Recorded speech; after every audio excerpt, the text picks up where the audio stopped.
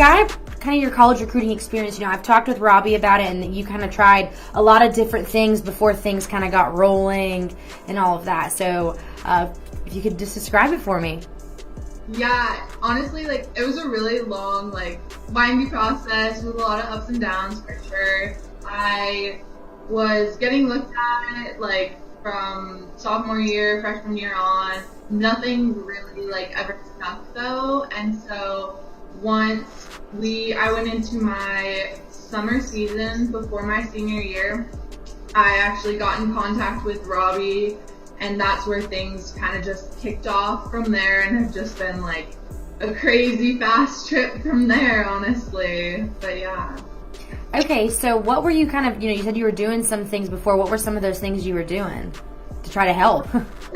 So for my travel team, we obviously have a coach that would help with recruiting, but it is kind of harder just working with so many girls, trying to get them all recruited. So sometimes I wouldn't get the attention always needed and that kind of thing. And so I would always work on my own, trying to email as many coaches as I can, get as much visibility as I could, go to a lot of showcases and a lot of camps for sure to get seen, but nothing really ever seemed to like really stick. So yeah, I just working hard to try and get seen and everything, but yeah.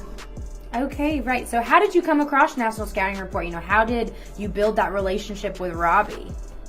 Yeah, so over the summer of last year, I was going to a lot of tournaments, and coaches would always come up to my coach and be like, so, like, where's your pitcher committed? Like, she did really well, like, kind of thing.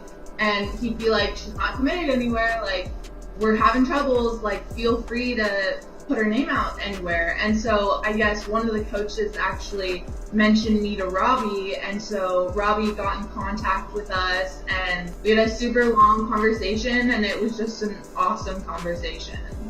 That really helped. So good. Okay, so Mom, let's hear like how your side, how was this, some random guy, I guess, was just messaging your daughter, trying to learn about the recruiting process for her. How was that like for you? Yeah, I mean, we've been a little bit burned in the past, between recruiters from travel teams that were like parent or, just only knowing schools in California. And Jordan wanted a school with 4 seasons. Her list was extremely detailed. We actually wondered if there was a school on the planet that fit every one of her criteria. And when Robby called, at first I thought, oh, is this another gimmick? Because at that stage we had spent so much money on there was a site we had joined probably freshman year, never got any value out of that recruiting process. She'd been on a couple of very high-end travel ball teams with great people. Sometimes a limited view on the different schools across the country. And we had some unique needs. So when Robby got on the phone with me that night, I remember we were hosting some kind of family event at the house, and I stepped into the spare room and tried to tune everything out, and I'm listening to this guy, and he knew Jordan.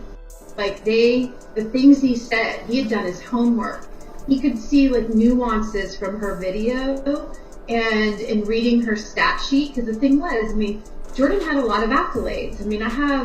I was keeping all the press on her. It was like 4 pages and pictures. She was first team All-State at that point for California. It's like, and no real nibbles. It didn't make sense. And Robby's excitement was infectious. So he immediately proved to me he knew what he was doing. He knew the product. He'd done a lot of research, and basically it came down to trust though. He was honest and open. We were. And just by the end of that, what turned out to be probably an hour and a half call, we were all in, and he was all in. And at the end of the day, it comes down to trusting that person. And we trusted Robby emphatically, and he absolutely came through.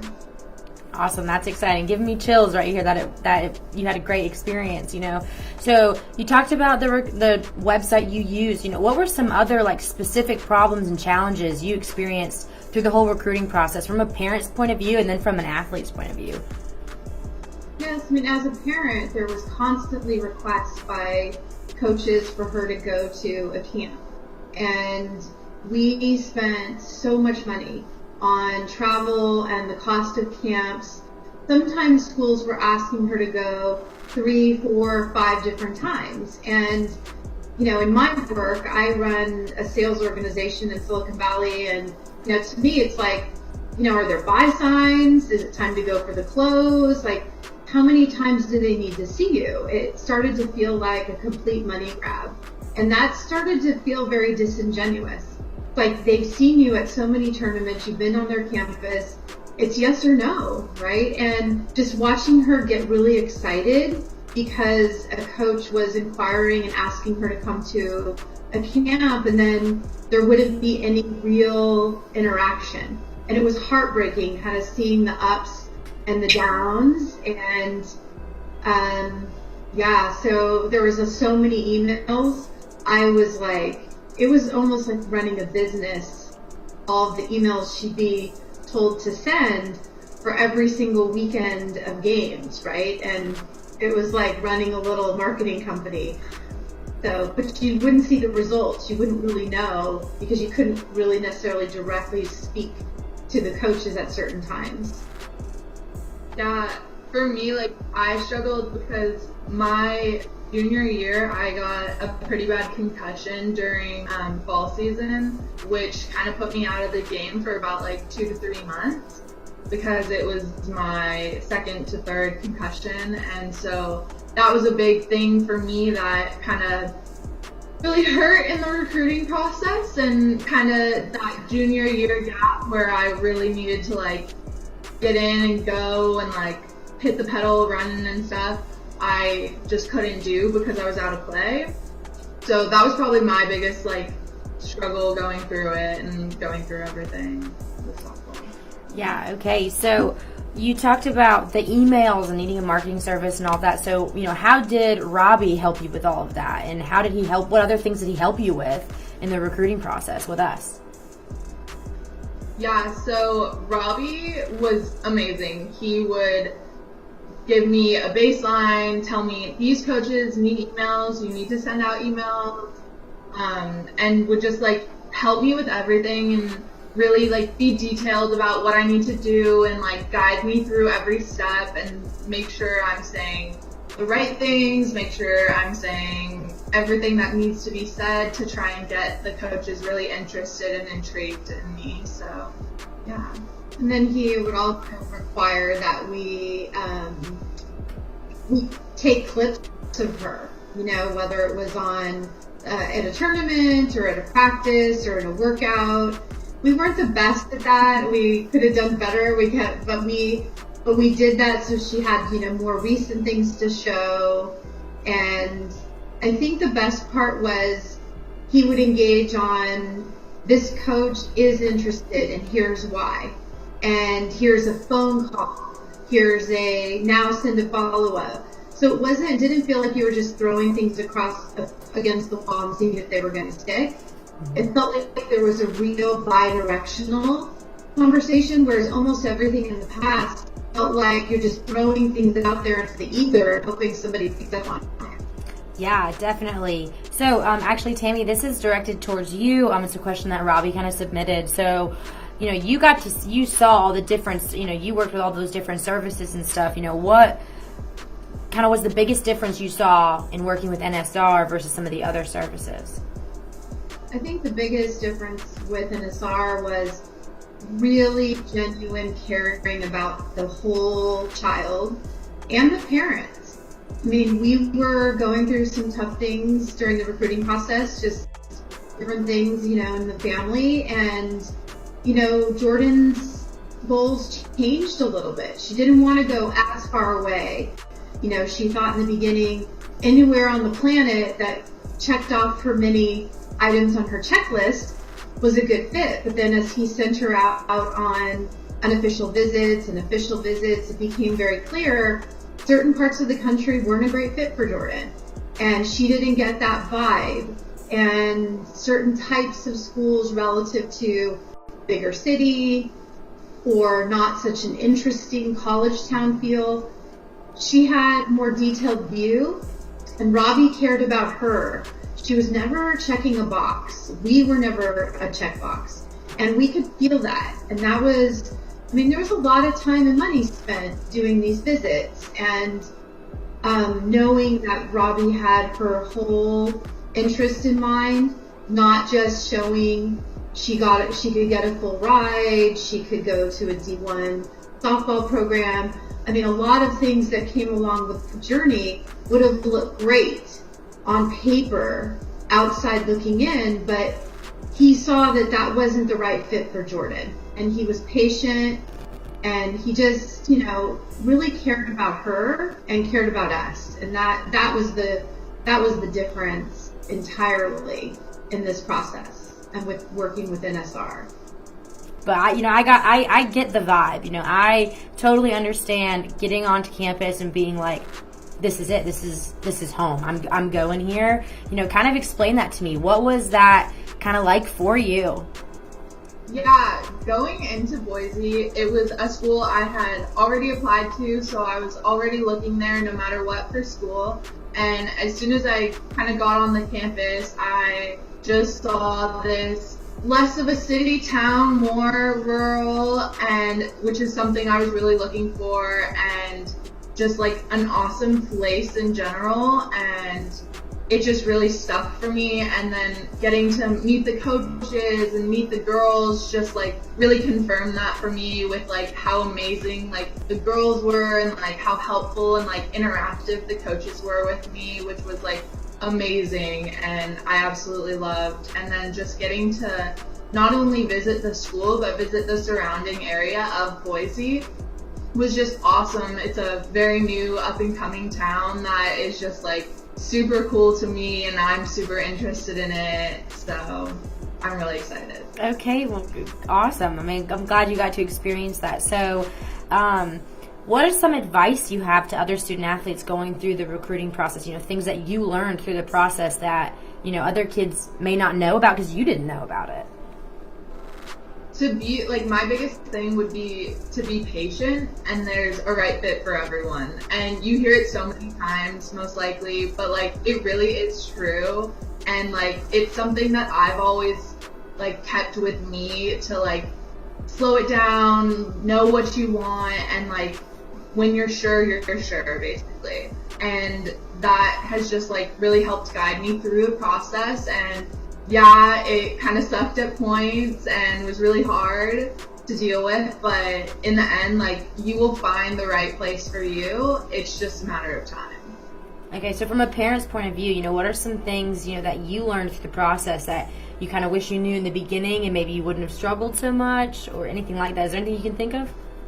Oh yeah, there's somewhere around 286 D1 softball schools, and lots of D2 and lots of D3, and that, many times, sometimes the D2 schools are better than, or the teams are better than the D1, that it's not about the brand, and really listening to your kid about what they want, but then tending to that story. Why do you want that? What is it that you're looking for? And if those answers match what they say they want, then, that's what they want. And I think being patient and knowing there's a school for everyone, she was very eyes open in regards to if she chose to go to a school without softball, if she chose to go to a junior college. And I think it was important to keep every door open and to know that her path would light up at the right time. And also as a parent, though, you see she had an opportunity with a really big softball school, but the rest of the pieces didn't fit. Then she had an opportunity where it was, the most amazing financial offer, but the other pieces didn't fit. And it's having the courage, like Jordan did.